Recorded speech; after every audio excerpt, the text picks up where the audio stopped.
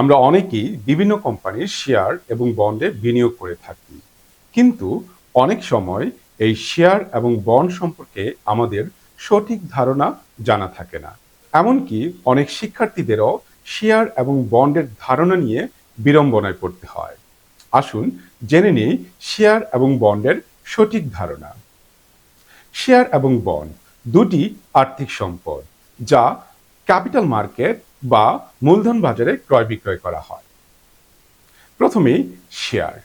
একটি কোম্পানির মোট মালিকানা বা মোট অনুমোদিত মূলধনকে কতগুলো ছোট ছোট ভাগে বিভক্ত করা হলে প্রত্যেকটি ভাগকেই এক একটি শেয়ার বলা হয়। ধরুন XYZ একটি কোম্পানি।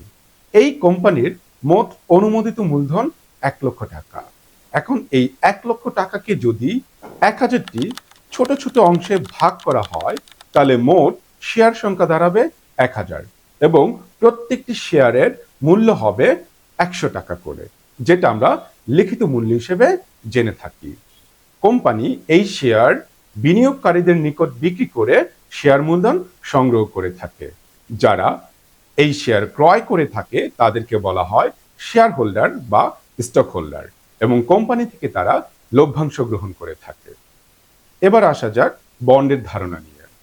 বন্ড হচ্ছে ঋণপত্র বা আইনগত ঋণ চুক্তির দলিল, যা বিক্রি করে কোম্পানি বা সরকার দীর্ঘমেয়াদে ঋণ মূলধন সংগ্রহ করে থাকে। যারা এই বন্ড বা ঋণপত্র ক্রয় করে তাদেরকে বলা হয় ঋণদাতা বা বন্ড হোল্ডার, এবং এই বন্ড হোল্ডাররা কোম্পানি থেকে বা সরকার থেকে নির্দিষ্ট সময় পর পর একটি নির্দিষ্ট পরিমাণ ইন্টারেস্ট বা সুদ গ্রহণ করে থাকে। ধরুন XYZ একটি কোম্পানি, তারা মূলধন বাজারে বন্ড বিক্রি করবে। প্রতিটি বন্ডের মূল্য 10,000 টাকা, মেয়াদ 5 বছর এবং ইন্টারেস্ট বা সুদের হার 10%। আপনি যদি এই বন্ডটি ক্রয় করেন, তাহলে আপনি XYZ লিমিটেডকে 10,000 টাকা ঋণ দিবেন এবং প্রতি বছর 10% অর্থাৎ 1,000 টাকা করে ইন্টারেস্ট বা সুদ গ্রহণ করে থাকবেন। সেই সাথে মেয়াদ শেষে অর্থাৎ 5 বছর পরে আসল অর্থ 10,000 টাকাও ফেরত পাবেন।